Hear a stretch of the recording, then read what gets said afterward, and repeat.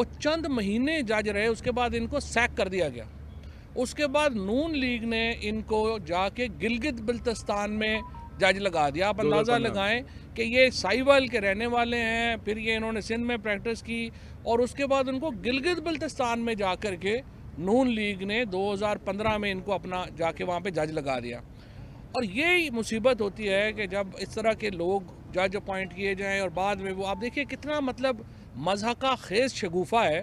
کہ chief justice Pakistan جو ہیں وہ میرے پاس آئے، ہم چائے پی رہے تھے، اچانک چیف جسٹس پاکستان کو خیال آیا، انہوں نے فون اٹھایا اور کہا کہ جی یہ فلانے جج کو فون کر دیں۔ اور آپ دیکھیے کہ جو میں سمجھتا ہوں کہ اخباروں کی بھی اور میڈیا کی بھی جو غیر ذمہ داری کا عالم ہے،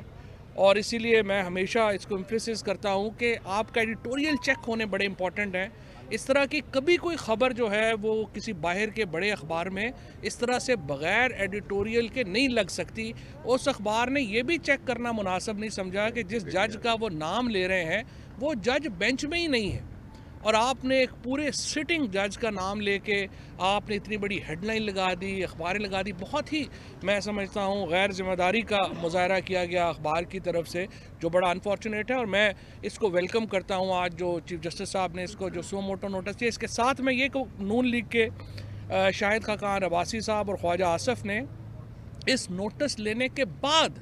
یہ پریس کانفرنس کی، اور اس میں پھر عدالتوں کو ایکیوز کیا گیا، ان کا سکینڈل بنانے کی کوشش کی گئی۔ لہٰذا میں یہ سمجھتا ہوں کہ اسلام آباد ہائی کورٹ کو ان دونوں حضرات کو بھی کل اپنے سو موٹو نوٹس میں بلانا چاہیے کہ جب جج صاحبان نے اس کے اوپر نوٹس لے لیا تھا، اس پہ نوٹس ایشو کر دیا تھا، ان کا کام نہیں بنتا تھا کہ دوبارہ اس کے اوپر پریس کانفرنس کریں، لیکن انہوں نے پریس کانفرنس کی، اور اس کے نتیجے میں ایک بہت بڑا میں سمجھتا ہوں کہ عدالت کو جان بوجھ کے، اور یہ ہمیشہ سپریم کورٹ سے تاریخ رہی ہے نون لیگ کی، انہوں نے پہلے حملہ کیا، پھر ججوں پہ الزام لگائے، پھر ویڈیوز بنائی، اور اب یہ کہ، اور میرے امید ہے کہ کل چیف جسٹس صاحب کے پاس جب یہ سو موٹو نوٹس آئے گا اس پہ بات ہوگی۔ اچھا، اب دوسرے مرحلے کے اوپر آئیے۔ اب سے کچھ دیر پہلے جو ہمارے اتحادیوں کے ساتھ ملاقات تھی وزیر اعظم صاحب کی، اب سے کچھ دیر پہلے ختم ہوئی ہے۔ اس میں ہمارے جو تمام اتحادی ہیں، اس میں شیخ رشید صاحب شامل ہیں، جی ڈی اے شامل ہے، ایم کے ایم شامل ہے، پاکستان مسلم لیگ قائد اعظم شامل ہے، اور اس کے ساتھ بلوچستان عوامی پارٹی شامل ہے۔ تمام کی جو لیڈرشپ ہے وہ وہاں پہ شریک ہوئی۔ بہت تفصیل سے ہم نے جو ان کے اعتراضات تھے الیکٹورل ریفارمز کے اوپر، الیکشن اصلاحات کے اوپر، وہ سنے، ان کی قیادت کے اوپر اور پاکستان تحریک انصاف کے اوپر مکمل اعتماد کا اظہار کیا ہے۔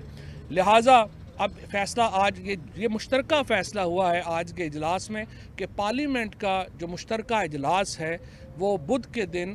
2 بجے دوپہر جو ہے وہ طلب کیا جائے گا، اور انشاءاللہ تعالیٰ یہ جو سارا الیکٹورل ریفارمز کے بل ہیں یہ وہاں پہ جائیں گے، اور تمام اتحادی ان کے پیچھے کھڑے۔ شیخ صاحب، گزارش یہ ہے کہ آج صبح سے ہی پرائم منسٹر ہاؤس میں کافی گہمہ گامی اور کافی کام ہوا ہے، اور الٹیمیٹلی جو یہ فیصلہ ہوا ہے کہ بجائے اس کے کہ 32 بلوں کے اس کو ابھی بیٹھ کے سلیکٹ کر لیں گے 8 یا 10 بل، یا 8 شہباز کہہ رہا ہے 8 بل، سو سارے ایم کیو ایم بھی، کاف لیگ بھی، اور ہم تو ویسے ہی ساتھ ہیں، سو یہ سارے لوگ اس بات پہ اتفاق کر رہے ہیں کہ بدھ کے دن 12 بجے جوائنٹ سیشن بلایا جائے گا، اور انشاءاللہ تعالی جو عمران خان کا ایک ڈریم ہے کہ اے وی ایم مشین کے لیے پچھلے 3 سال میں کوئی کیبنٹ شروع نہیں ہوئی جب تک انہوں نے فواد سے یا شبلی سے یا بابر سے بریفنگ نہ لی ہو اس اے وی ایم مشین پہ، سو سب اتحادیوں کے سوالوں کے جواب خود پرائم منسٹر نے دیے، اور اب اللہ تعالیٰ اس میں برکت ڈالے۔ پرسوں تو اللہ تعالیٰ کے فضل سے، اللہ کی مدد سے اور نبی کے صدقے میں 12 بجے پارلیمانی جوائنٹ سیشن ہوگا، اور جس میں کہ یہ سارے اے وی ایم کی مشین بھی اور وہ ووٹ جو انٹرنیشنل 90 لاکھ ہمارا اوورسیز پاکستانیز کا ووٹ ہے، آن لائن ووٹنگ، دونوں پہ اتفاق رائے۔ اچھا جی، میں ایک بات کر دوں، میں ایک بات آپ کو ایڈ کر دوں کہ جیسے چوری صاحب نے فرمایا پہلے، یہ جو آج شگوفہ نیا چھوڑا گیا، اور رات مریم صفدر صاحبہ نے ٹویٹ کیا، اس کے بعد یہ نون لیگ کا پرانا وتیرہ ہے کہ ایک ایسے میڈیا ہاؤس،